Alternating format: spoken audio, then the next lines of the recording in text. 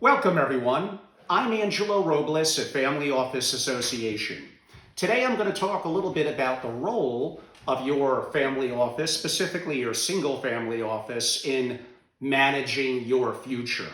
And yes, I know I've spoken about it before, but we're going to talk about a lot of that is mitigating risk within a family. Again, they are already incredibly wealthy.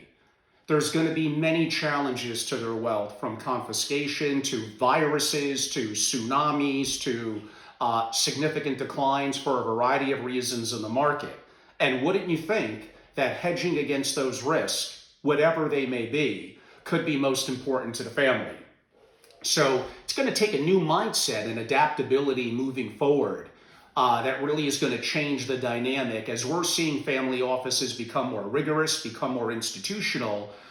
Even though they may be leaner in staff, you effectively have people doing more with less. And I mentioned in some of my other videos, polymath, in terms of having a diverse skill set and being able to be collaborative, empathetic, a good listener, and work well with others. It's a team approach that is going to win, engaging both the family and the family office. But I recently had on my podcast Walter O'Brien, also known as Scorpion from the hit TV show, inspired by his background and a great intellect and hacker and technologist and so much more than that. And he was on the same page with me. He noted adaptability, being opportunistic, and mitigating risk as being probably like a big three. And I couldn't agree more.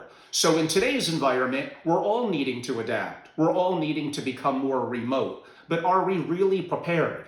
What do we have still on a hard drive? What's in the cloud? Are the employees, or at least key executives, are they set up at home? Do they have a computer? Do they have Wi-Fi connection? Do we have contact information and a CRM that's online that we all have access to some of the same resources? What happens for a time, even limited, if Wi-Fi or cellular service goes down? Should potentially there be a sat phone or satellite phone being a little bit of a backup? So in adapting, what do? Design thinking, which came out of the University of Stanford, is brainstorming an opportunity to look at problems differently through a certain set of structures and think very creatively around how to solve those problems. You put many, many different things up on the wall or up on the table. Most of them will probably be pretty bad, and that's okay. You want to avoid groupthink. You want to avoid the opportunity of being afraid to speak your mind. And this is the kind of leader and people that are going to be moving more forward positively in SFOs of the future, where there's going to be plenty of landmines and challenges that these families are going to need to face. The other one was being opportunistic. The markets are down, but that creates an opportunity, a little bit more of an inefficiency in the market, an opportunity, whether it's real estate, direct companies, or public companies, that could, on the longer term, be a good opportunity in terms of buying.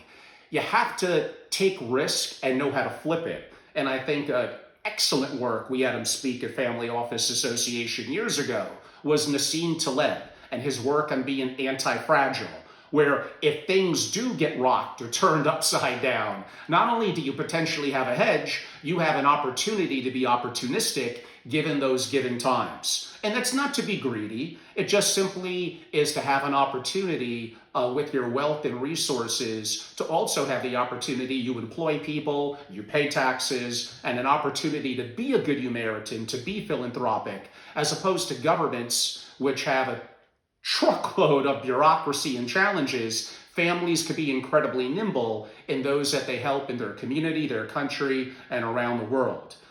Mitigating risk, one of the most common subjects that I speak about and that I touched upon already in here.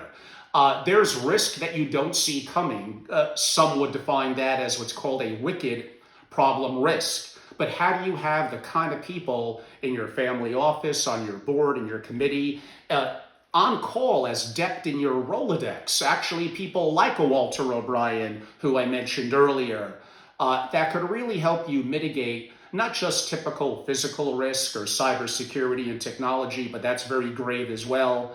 opportunity for various safe houses, potentially in the US or around the world, backup to energy, to solar power, to food sources, to connectivity to your family around the world.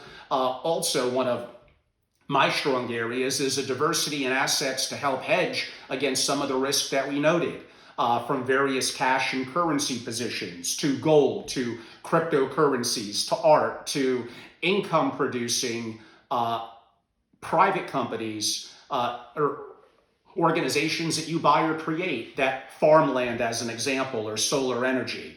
These are just examples of, during some level of a crisis, assets that may hold up. Now, some of them, cash and gold, during times that are great, are not necessarily going to be what appears to be a good asset to hold. They are from a hedging perspective. But if you're looking to maximize annual return, probably not. But again, what's the focus in most family offices? It's to stay rich. You also want to have diversity in your bank and custodians. You probably want to have some out-of-country relationships, including arguably safety deposit boxes and cash on hand in various locations. And you want to be able to understand the value of communication should something go wrong. I mentioned sat phones before, but hopefully it's not going to go that bad. There's other opportunities to connect. What also have I spoken about? If you're the family, you have to realize that your family office executives, they also have their life and their family. And in times of a deep, deep crisis, they're going to have an obligation to their family first. What that basically means, besides treating them well and compensating them properly, and hopefully having a great relationship, mutually respectful from a business perspective, is you can't outsource everything in your life. You have to understand what you own, how you own it, what happens as a plan if things go wrong, where's the connections to everything, and how you help to connect those dots. You need to take responsibility for that. That's not all on your outside advisors or on your executives. Now, some of this comes down to creating effectively, or being part of, a mastermind. At Family Office Association, just last week, we created a mastermind series, which is a small group of our members, usually better if more common, whether as a family member, as a creator, as a inheritor, or as a family office executive, to get together for now in online video meetings, and really no experts per se, and no answers initially, just a lot of questions and getting that dialogue going and sharing.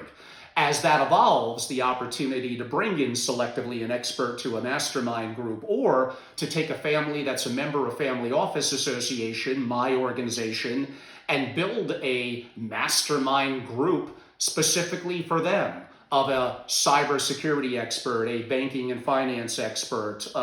It could be a variety, depending on what the family's goals are, building a dream team. How about that? Those of you that are fans of the NBA, you know the original Dream Team, and all through there, building your own personal dream team, and doing that before the you-know-what hits the fan.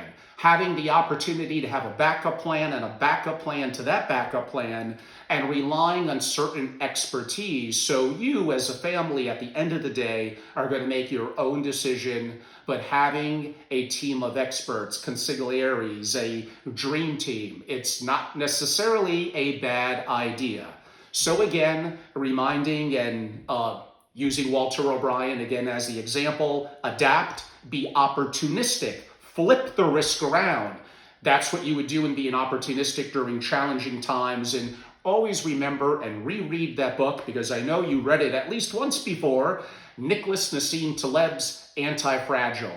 Try, I'm not saying it's easy, but try to be anti-fragile. Everyone, I'm Angelo Robles. I'm the founder and CEO of Family Office Association, a global membership organization dedicated to the interests of families of great success and their single family offices. We host physical events when those are back in style. We do a tremendous amount of content dedicated primarily to our member families, host our podcast as well, our webcast and online meetings for families, the mastermind series that I noted, and provide a level of hand-holding and guidance during challenging times to be of value to both the family and the family office executive. Everyone, I hope you enjoyed it. I'm Angelo Robles at Family Office Association.